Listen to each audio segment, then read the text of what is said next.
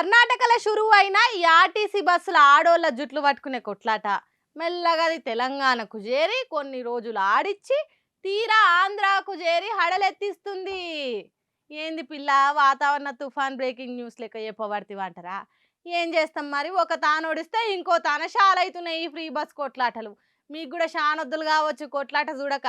చూసి జరసేపు నవ్వుకోండి. చలో చలో, గుత్తి నుంచి గుంతకల్ పోయే బస్సు వచ్చింది, అందరు ఎక్కాలే. నడువురమ్మ నడువురి, బస్సు ఎక్కువసేపు అవరు.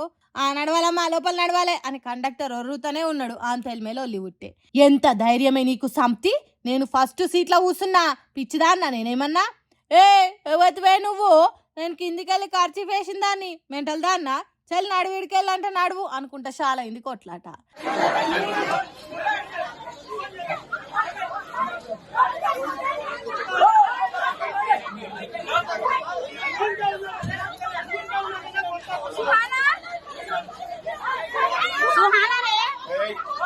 పాపం షిగలు పట్టుకొని కయ్యం పెట్టుకుర్రు. ఉన్న ఆయన తేంటికెళ్ళి కూడా ఊసిపోగల అని కండక్టర్ ఆపుదామని పోతే నడువయ్యా నడువిడికెళ్ళి అని ఆయనను కూడా నువ్వు అవతల వారేసిరు ఆడోళ్ళు.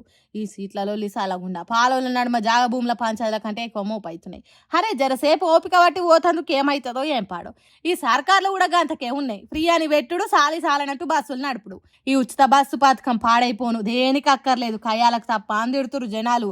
ఈ పథకం ఉన్న ప్రతి రాష్ట్రంలో ఈ ముచ్చటనైతే మన పక్క రాష్ట్రం ఆంధ్రాలో అనంతపురం జిల్లా గుత్తి ఆర్టీసీ బస్ స్టాండ్లో అయింది.